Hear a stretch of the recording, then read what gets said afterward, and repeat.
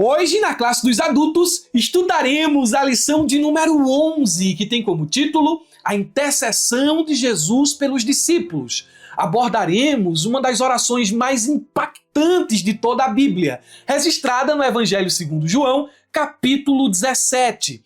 Os nossos objetivos específicos são, em primeiro lugar, meditar sobre a oração de Jesus pela sua glorificação, que se refere à sua missão redentora. Em segundo lugar, examinar a oração pelos discípulos para que sejam protegidos e santificados. Por fim, mostrar a oração por aqueles que futuramente creriam, evidenciando sua perspectiva eterna e inclusiva do reino de Deus. Cumpriremos estas finalidades mediante a explicação e aplicação dos pontos e subpontos que estão na própria lição.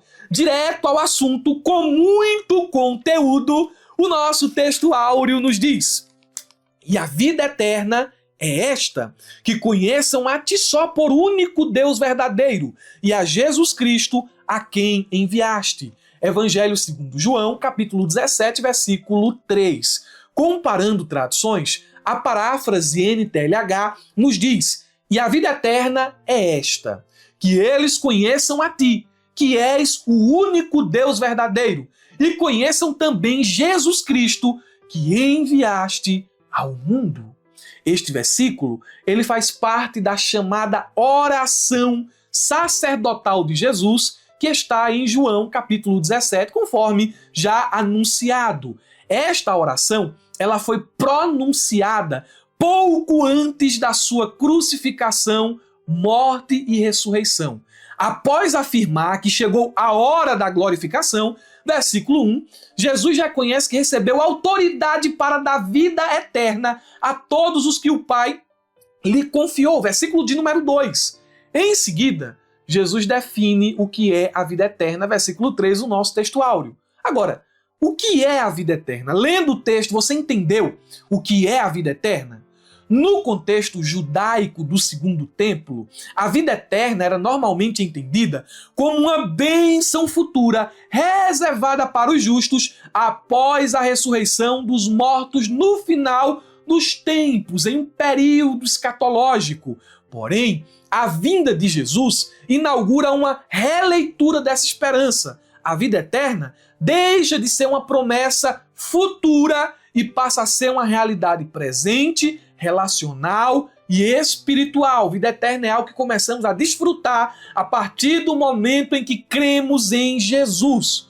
Na filosofia grega, especialmente no platonismo, a vida eterna era concebida como a imortalidade da alma.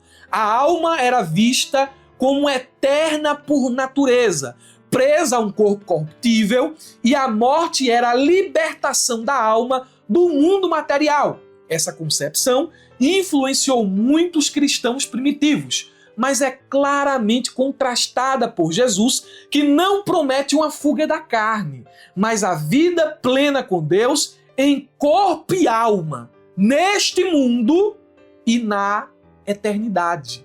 Se a vida eterna começa agora, nós entendemos que o corpo participa desta vida eterna, porém, neste estado hoje caído.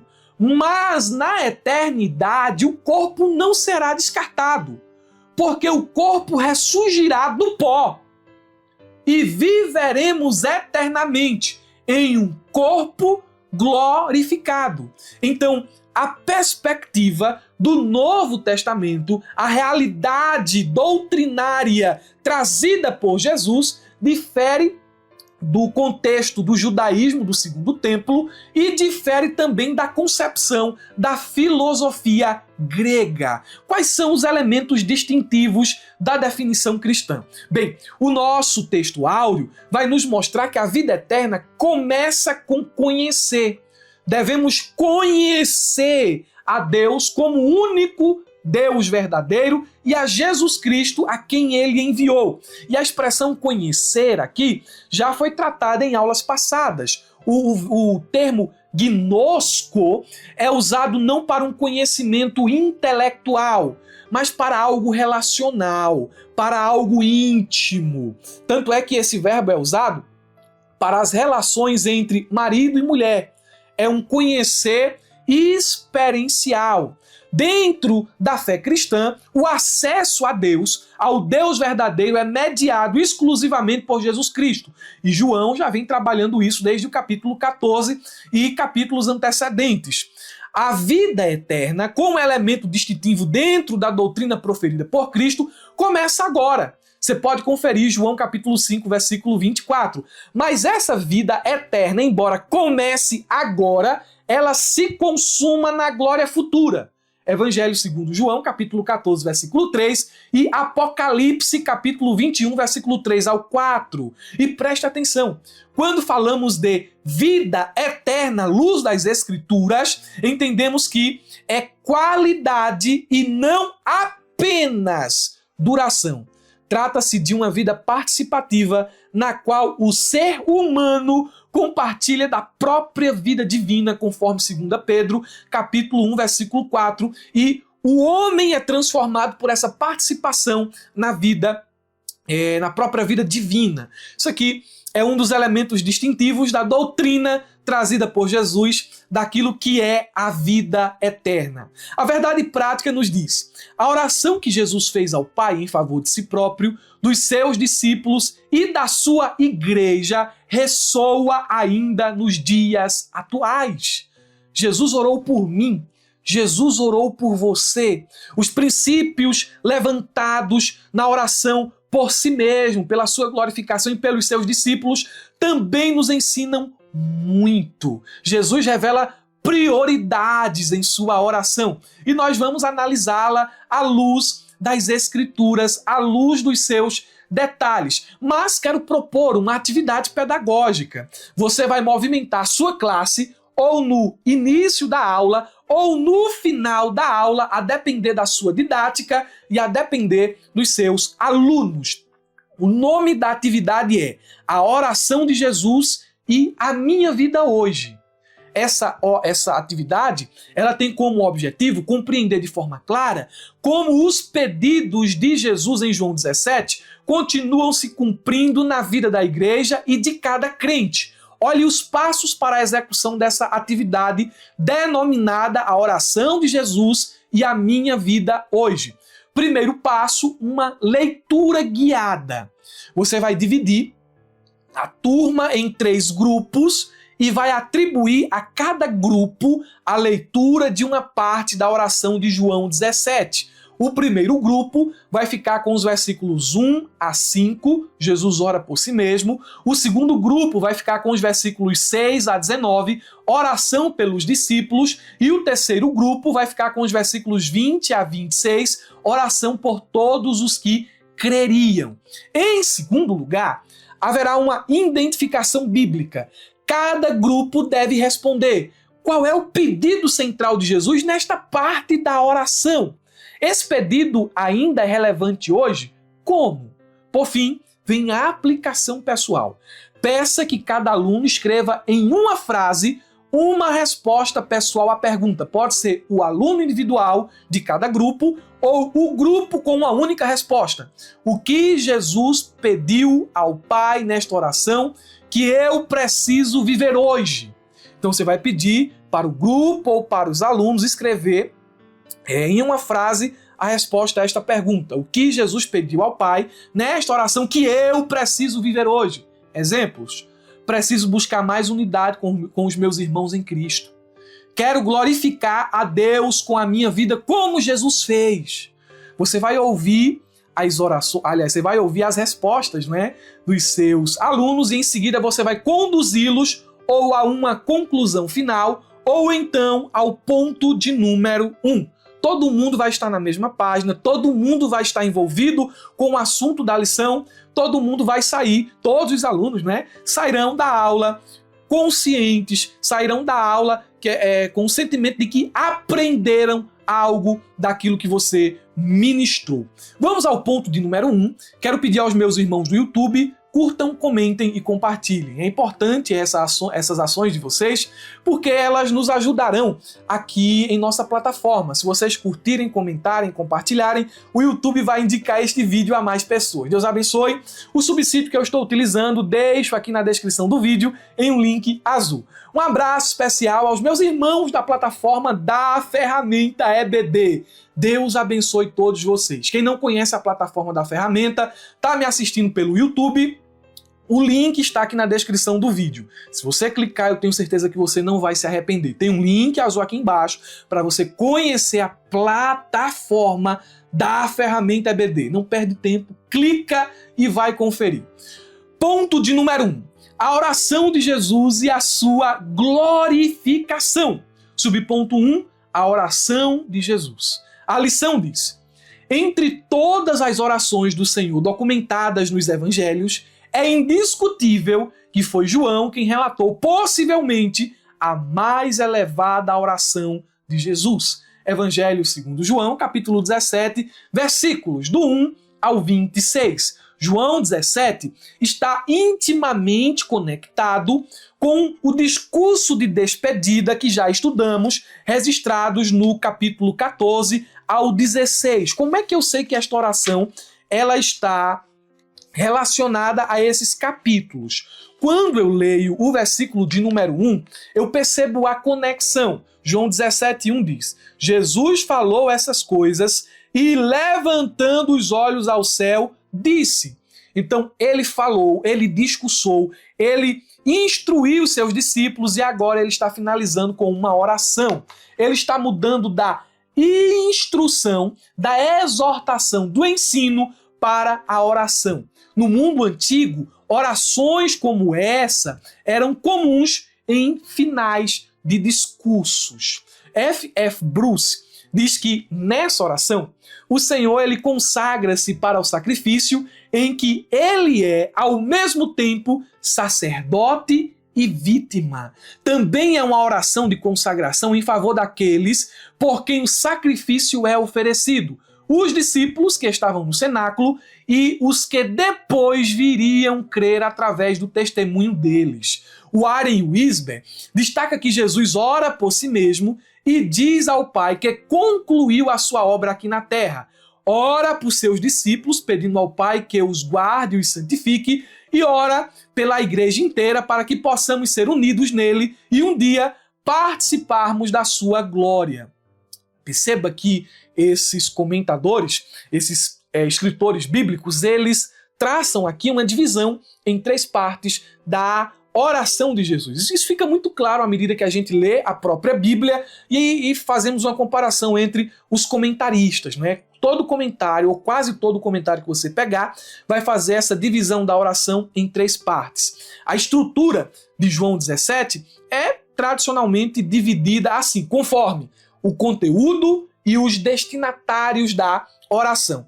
E essa divisão, como já pontuei, ela é reconhecida por Carson, Hendrickson e o Adrian Kostenberg, entre outros aqui que eu poderia citar. Mas vamos aqui a uma estrutura detalhada de todo o texto. Aqui é meio que uma análise dos detalhes de João capítulo 17. Primeiro ponto, Jesus ora por si mesmo. Capítulo 17, versículo 1 ao 5. Qual é o tema aqui? Glorificação mútua entre o Pai e o Filho. O versículo 1, temos a introdução da oração. Pai, é chegada a hora. Versículos 2 ao 3. Jesus fala sobre a autoridade que recebeu e define a vida eterna como conhecer o único Deus verdadeiro e a Jesus Cristo. Versículos 4 a 5. Jesus declara ter cumprido sua missão e pede para ser glorificado com a glória que tinha com o Pai antes da fundação do mundo. Aí chegamos na segunda parte. Segunda parte. Qual é a ênfase teológica da primeira parte? A missão cumprida de Jesus, sua divindade pré-existente e a obra da cruz como um meio de glorificação. É a ênfase teológica da primeira parte. A segunda parte, Jesus ora pelos discípulos. João capítulo 17, versículo 6 ao 19. Qual é o tema aqui? Preservação, santificação e missão dos discípulos. Os versículos 6 ao 8, Jesus reconhece a fé e a receptividade dos discípulos à revelação do Pai. Versículos 9 a 12, Jesus intercede especificamente por eles, não pelo mundo. Versículos 13 a 16, Jesus ora para que os discípulos tenham alegria, sejam guardados do mal e não se percam no mundo. Versículos 17 a 19, Jesus pede que eles sejam santificados na verdade e os consagra à missão.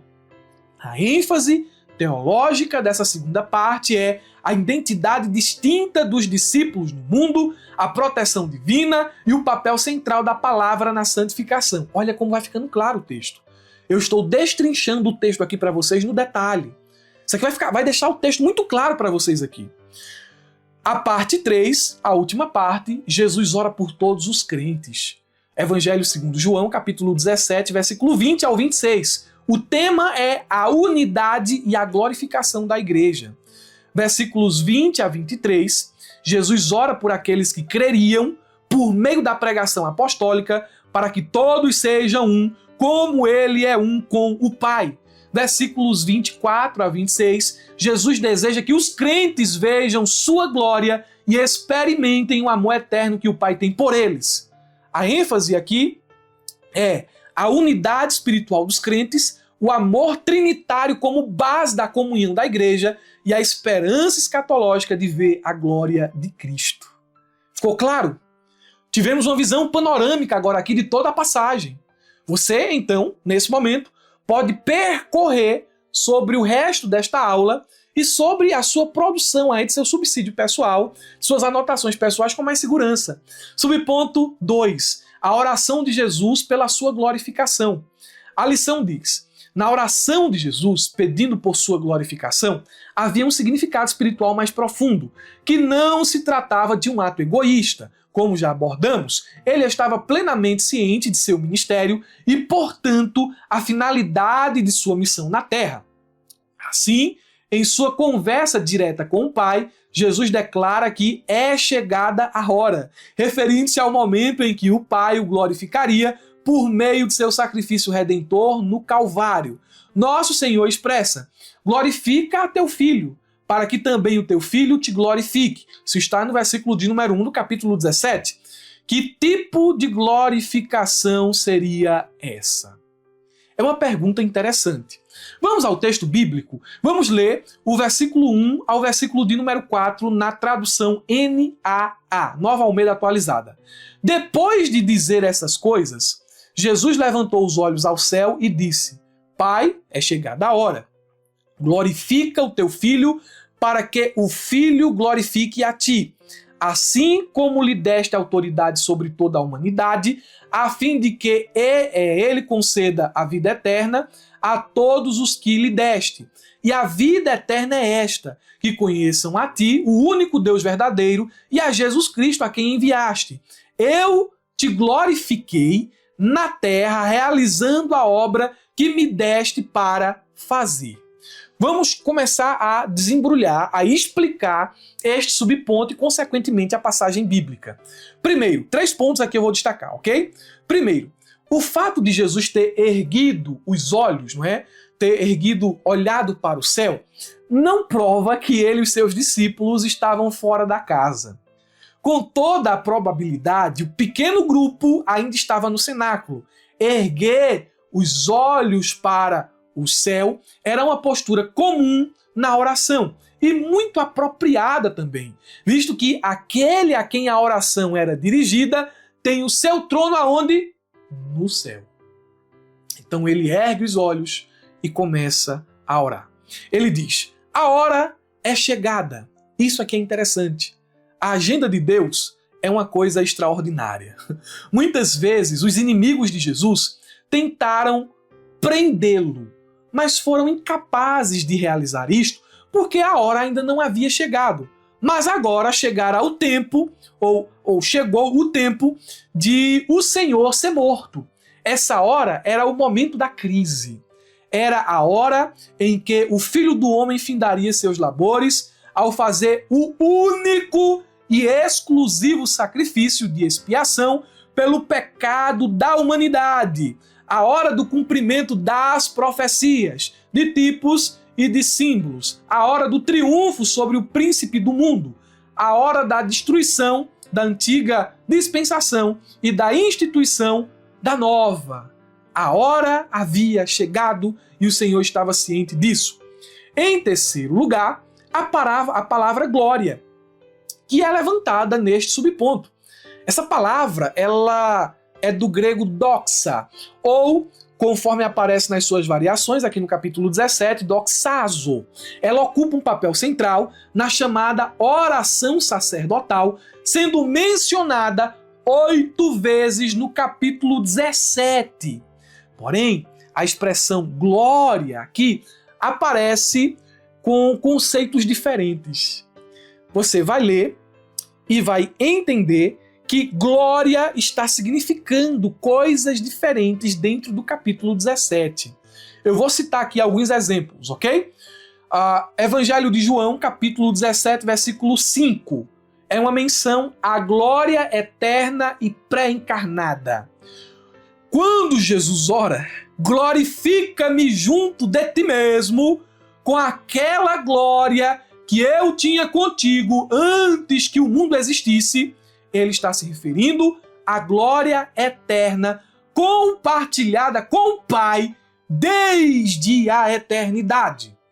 Então preste atenção nesse contexto aqui, nesse pedido e no significado da palavra glória.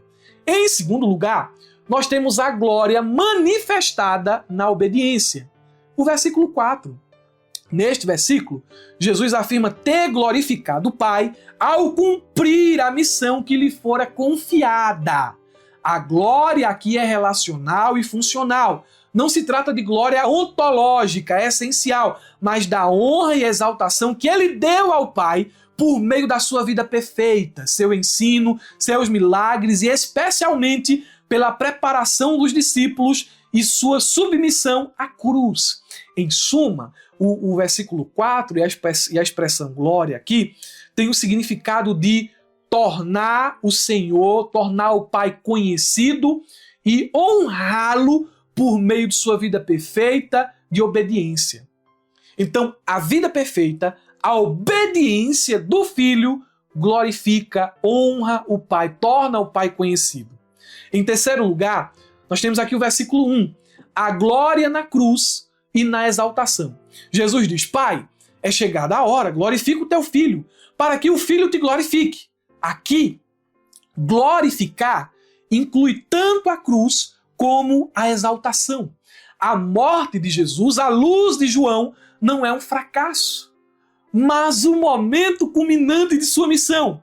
Embora humanamente a cruz represente vergonha, dor, injustiça, do ponto de vista divino, ela é a revelação suprema da graça, do amor e da glória de Deus. A hora chegada é o momento decisivo em que a obediência do Filho trará glória plena ao Pai e, por consequência, o Pai glorificará o Filho.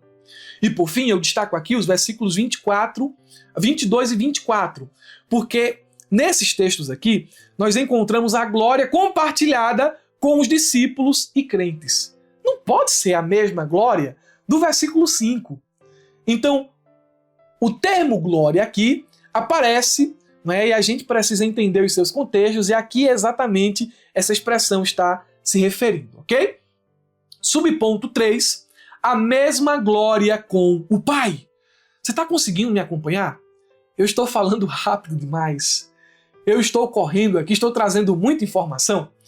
Se eu estiver falando muito rápido, você pode diminuir a velocidade do vídeo, tá bom? Se tiver muita informação aqui e você não estiver conseguindo acompanhar, vá pausando. Ou então baixe o subsídio e vá rabiscando.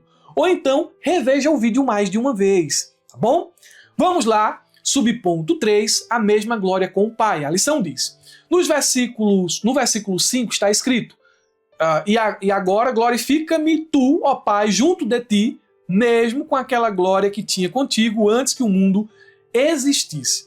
O próprio comentarista, ele vai entender essa diferença no uso do termo glória, doxazo. ele mesmo vai entender essa diferença. E por isso que nós temos dois pontos aqui que são complementares, o subponto 2 e o subponto 3, são subpontos complementares. E aqui a lição está enfatizando agora o versículo de número 5, e vamos trazer apenas uma informação complementar para que a gente também não se torne repetitivo, certo? O teólogo William MacDonald, ele diz o seguinte, e aqui eu concordo com ele: antes de Cristo vir ao mundo, ele habitou no céu com o Pai. Quando os anjos contemplavam o Senhor, viram toda a glória da divindade. A cada olho, obviamente, ele era Deus. Mas quando ele veio entre os homens em encarnação, a glória da divindade foi encoberta. Apesar de ainda ser Deus, porque na encarnação Jesus não deixou de ser Deus, apesar de ser Deus, isso não era evidente à maioria dos espectadores. Eles o viram apenas como filho do carpinteiro.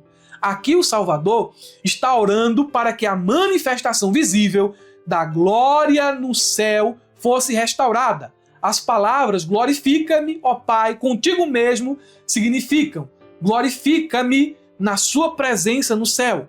Permite que a glória original que eu desfrutava contigo antes da minha encarnação seja retomada. Isso ensina claramente a pré-existência de Cristo, a sua divindade e bem como a doutrina da Trindade. Tem muito ensinamento teológico condensado em um único versículo. Vamos ao ponto de número 2. Saímos dessa primeira parte da oração e chegamos agora na segunda parte. Você já está familiarizado com essa linguagem. Tá vendo aí? Ah, irmão Murilo está sendo repetitivo. Você está percebendo que eu estou me repetindo? Porque você já aprendeu. Olha que legal.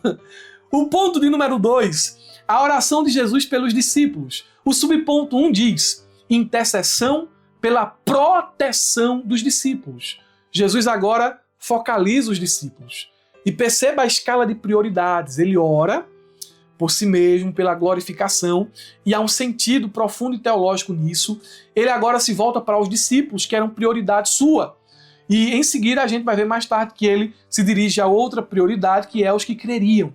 Então o subponto 1 diz intercessão pela proteção dos discípulos. A lição nos fala. Nos versículos 4 a 8, exceto o versículo 5, Jesus ora como se estivesse apresentando um relato ao Pai sobre tudo o que realizou durante seu ministério na terra. No versículo 6, ele intercede por seus discípulos e pela unidade entre eles, uma vez que seriam os responsáveis por continuar a obra que Jesus havia iniciado. Vamos ao texto bíblico, versículo 6 ao 10. Manifestei o teu nome àqueles que me deste do mundo. Eram teus. Tu os deste a mim, e eles têm guardado a tua palavra. Agora, eles reconhecem que todas as coisas que me tens dado provêm de ti, porque eu lhes tenho transmitido as palavras que me deste, e eles as receberam. Verdadeiramente conheceram que saí de ti e creram que tu me enviaste. E por eles, é por eles que eu peço, não peço pelo mundo, mas por aqueles que me deste, porque são teus. Todas as minhas coisas são tuas, e as tuas coisas são minhas, e neles eu sou glorificado. Vamos debulhar aqui, não é? Vamos explicar. A intercessão, ela começa com uma declaração de missão cumprida. Pai, eu cumpri a missão. Aquilo que tu me deste a realizar foi feito. Eu cumpri com a responsabilidade que recebi. Então ele faz essa declaração e ele diz, eu revelei o teu nome, eu manifestei o nome do Pai. Eu tornei o teu nome conhecido. E quando a gente fala de nome, a gente fala da pessoa em si, do caráter, da vontade e da sua presença. O termo manifestar indica não apenas tornar conhecido, mas tornar visível, acessível. Os discípulos que antes pertenciam ao mundo foram separados por Deus e entregues ao Filho. Aí Jesus atesta a respeito dos discípulos dizendo o seguinte, apesar das falhas que eles têm, Pai, eles guardaram a tua palavra. E o que é que Jesus está dizendo aqui? Eles não são perfeitos. Eles não são perfeitos. Mas eles têm sido leais. Isso parece muito com a forma como a gente serve a Deus, né? A gente não é perfeito no nosso serviço. A gente não é perfeito naquilo que a gente realiza. Mas a gente se esforça para ser fiel. A gente se esforça para ser leal, mesmo falhando, mesmo errando, mesmo tropeçando aqui e acolá. Aí Jesus vai e diz, olha, eles reconheceram a origem divina de tudo o que eu lhes ensinei. Eles receberam sua palavra com fé. Eles creram na missão do Filho como enviado do Pai. Eles não pertencem mais ao mundo. Jesus intercede pelos discípulos porque eles são instrumentos escolhidos para levar a mensagem de salvação aos perdidos. E aqui a distinção da oração não pelo mundo aponta para a responsabilidade particular que eles, os discípulos, têm como portadores da revelação e como representantes do reino de Deus. Essa oração, ela reflete a preocupação pessoal de Jesus pela proteção espiritual dos seus discípulos. São os meus instrumentos. São aqueles que eu vou usar e eu vou os proteger. Eu vou os fortalecer. Olha que coisa maravilhosa. Oh, glória a Deus! Aqueles que são enviados são guardados. Aqueles que são enviados não são esquecidos. Aqueles que são enviados têm um intercessor fiel e justo que dia e noite pleiteia por eles. O nosso Senhor e Salvador Jesus. O subponto 2 diz assim: os discípulos receberam a palavra. E a lição nos diz, apesar de, em certas ocasiões, os discípulos terem encontrado dificuldades para compreender completamente os ensinamentos de Jesus, as suas recordações foram reavivadas pelo Espírito Santo quando receberam poder no dia de Pentecoste, permitindo-lhes assim entender e difundir o que aprenderam com o Mestre. O comentarista, ele está concatenando, ele está associando as ideias aqui presentes de os discípulos receberam a palavra com aquilo que aconteceu em Atos 2, a expansão da igreja, o crescimento da igreja, a evangelização, as missões através da pregação do evangelho. Então, o que acontece em Atos é resultado da ação do Espírito. Nós temos uma ação divina. O Espírito, ele revela, o Espírito guia, o Espírito lembra. Nós temos uma resposta humana. Os discípulos, os instrumentos de Deus, eles guardam, eles obedecem. E em seguida nós temos o cumprimento de uma missão.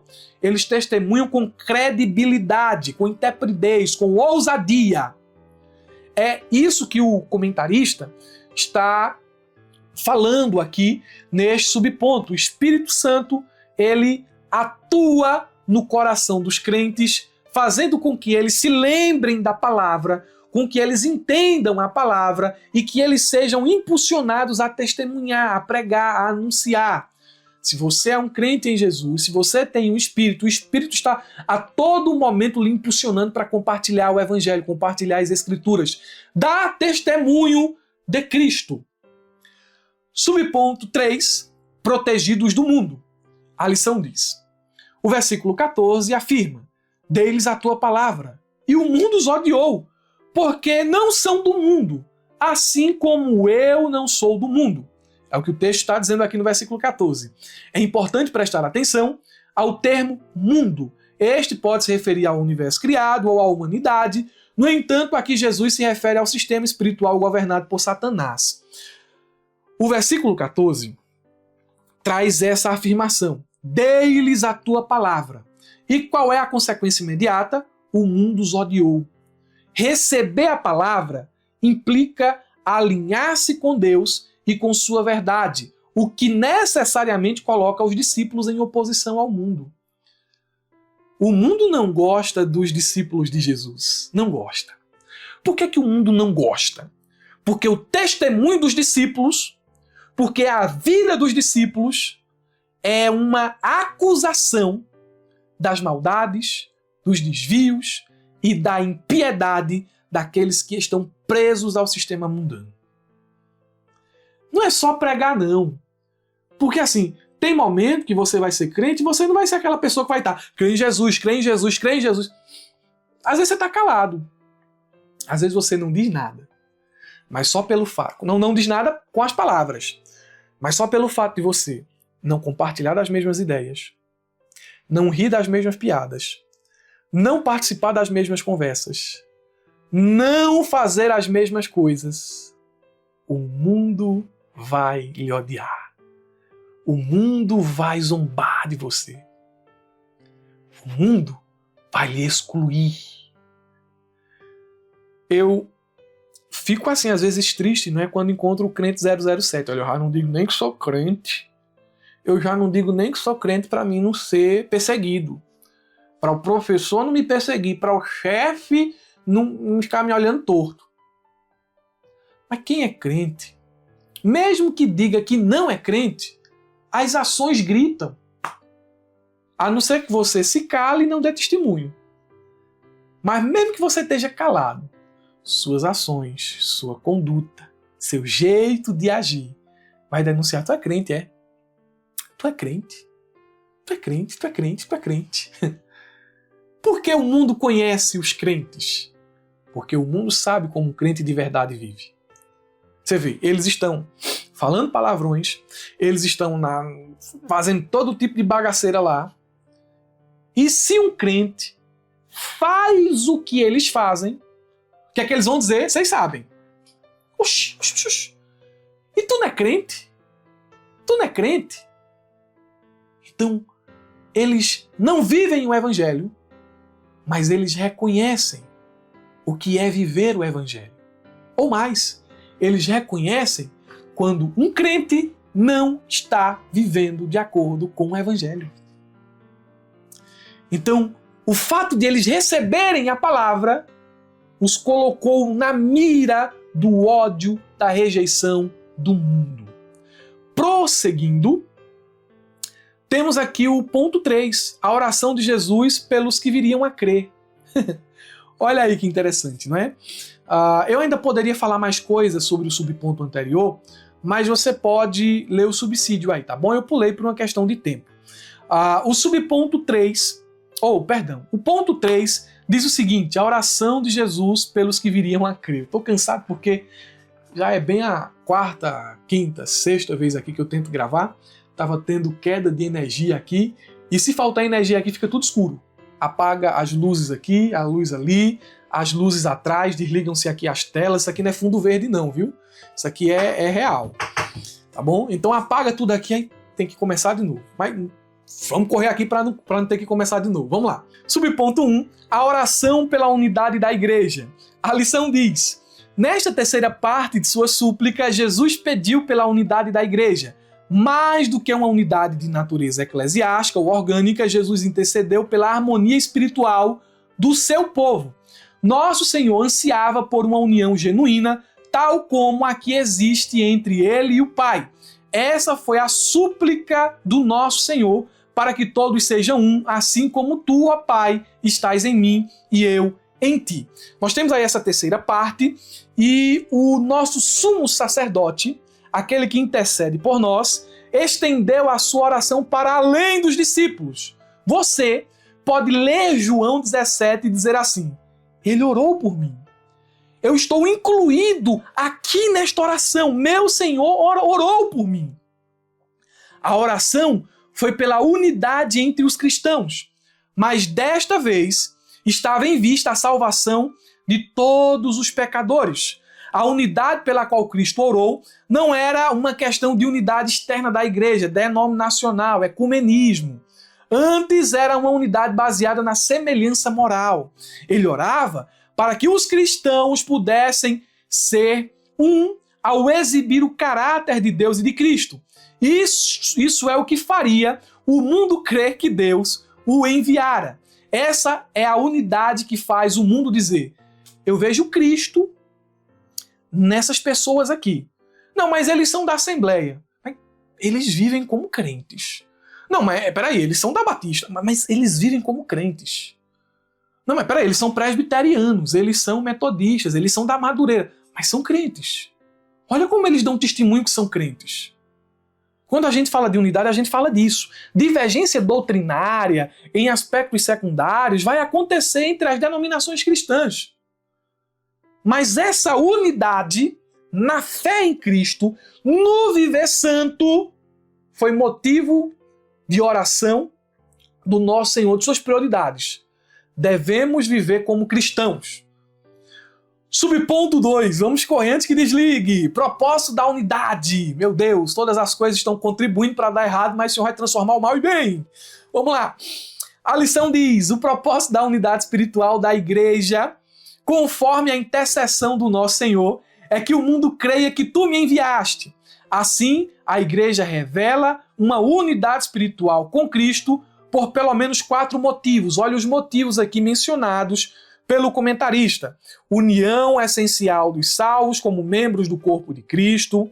2. União dos salvos promovida pelo conhecimento crescente sobre Jesus Cristo. 3. União essencial dos salvos no desenvolvimento do fruto do Espírito. 4. União essencial dos salvos manifestada na glória como Filho de Deus. E, por fim, detentores da vida eterna. Eu coloquei aqui um trecho do livro do Hernandes, onde ele pontua 4 razões pelas quais a igreja deve buscar unidade. Mas eu quero dar uma informação extra. Não está no subsídio, isso aqui é extra.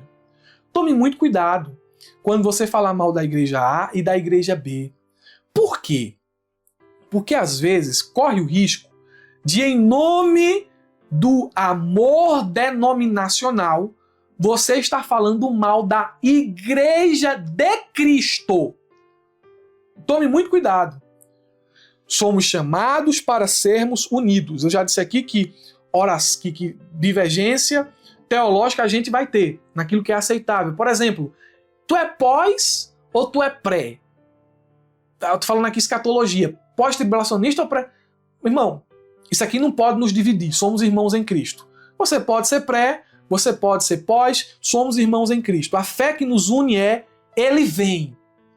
Ah, tu é calvinista, tu é arminiano. Olha, irmão, se ele me concede, por meio da graça preparadora, da graça preveniente, fé para crer, ou se a graça, conforme um dom de Deus, algo... O importante é que todos creem na fé somente em Cristo pela graça. Então a gente às vezes se divide e acaba... Quem sai mais prejudicado com tudo? O reino. A igreja. Eu não estou falando aqui para você comprar, para você... Não, entendo o que eu estou falando aqui. A gente deve ter muito cuidado. Por exemplo, abriu uma Assembleia de Deus aqui, abriu uma igreja batista ali, ou uma presbiteriana, ou uma metodista, ou seja que for. Ambos são igrejas bíblicas. Aí de repente eu estou me alegrando, porque a outra igreja ali vai fechar, porque a outra igreja ali não está conseguindo pagar as contas, tá vendo? Aí vai acabar a concorrência. Eu penso que a gente não deveria ter esse tipo de visão. Não. Embora aspectos secundários, doutrinários sejam diferentes, somos irmãos em Cristo. Somos irmãos em Cristo. Esse sentimento, eu quero que dê errado aquela igreja ali, eu quero que aquele feche, eu quero... Bom, isso é coisa de Satanás. Para mim isso é coisa de Satanás, isso não é coisa de Deus não. Então a gente precisa tomar muito cuidado, viu? Muito cuidado. Jesus orou pela unidade da igreja. Não é ecumenismo, não é uma única denominação, acabar todas as denominações, ter só uma. Não, isso aqui vai ter aqui a vida toda. Lá no céu é que vai acabar esse negócio, né? Mas aqui vai ter. Só que isso não pode dividir-nos. Isso não pode nos colocar em competição, tá bom? Vamos lá. Último ponto. Oração por encorajamento à unidade. A lição diz, em João 17, 21 e 22, o nosso Senhor roga para que os discípulos sejam incentivados a manter a unidade com Ele. A crença em Cristo como o único e suficiente Salvador é a principal razão da unidade cristã, de modo que os discípulos sejam encorajados a promover esse testemunho no mundo. Jesus ora por unidade em João 17. Paulo fala sobre esta unidade em Efésios capítulo 4, mas aqui há um ponto de equilíbrio. Há um ponto de equilíbrio. É verdade que nem toda divergência é carnal. Nem toda divergência é coisa do diabo. Não. E nem toda unidade é saudável. A gente precisa ter isso em mente para ter um ponto de equilíbrio. E precisa ter muito discernimento para agir de forma correta. Eu vou repetir. Nem toda divergência é carnal. Eu estou divergindo aqui, mas eu estou divergindo aqui pela verdade. Nem toda divergência é carnal. E nem toda unidade é saudável. Às vezes, em nome da unidade, se sacrifica a verdade. E não é isso que eu estou pontuando aqui.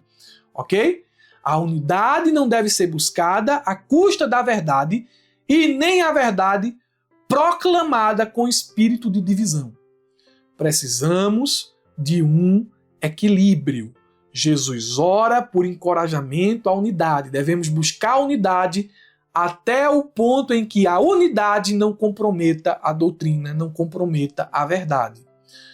Concluindo, apesar dos pesares, apesar das circunstâncias contrárias, imagina eu estar falando aqui desligado de repente, não é? Mas vamos lá. Ao contemplarmos, aqui é a minha conclusão, a oração de Jesus em João 17, percebemos que sua intercessão transcende o tempo. Ele ora por sua própria glorificação, pelos discípulos e por todos os que viriam a crer. Sua súplica revela prioridades eternas: comunhão com o Pai, santificação na verdade e unidade visível entre os crentes. Essa oração molda nossa identidade como povo de Deus, compromete-nos com a missão no mundo e convoca-nos à comunhão autêntica. A intercessão de Cristo é contínua. Nosso Senhor não parou de interceder. Hebreus capítulo 7, versículo 25. E há um chamado aqui, um chamado a viver como resposta viva à oração do nosso Senhor, com fidelidade, unidade e testemunho coerente. Nosso Senhor intercede para que sejamos porta-vozes deles aqui neste mundo, para que preguemos a verdade e por ela sejamos santificados. Ele ora por unidade e nós devemos ser a resposta viva dessa oração. Quando você vive em comunhão com seu irmão, quando você proclama o Evangelho com ousadia, você está sendo uma resposta viva da intercessão, da oração de nosso Senhor Jesus Cristo. Que Deus os abençoe. Obrigado pela paciência. Não foi aquela aula que a gente falou com tanta segurança, com tanta empolgação, porque a voz está cansada devido às múltiplas tentativas, de gravação, mas terminamos. Terminamos. A luz não apagou, como das outras vezes, graças a Deus, e nem a câmera desligou até agora. Vamos lá, meus irmãos. Deus abençoe. Um ótimo final de semana a todos e não se esqueçam, abra a jaula.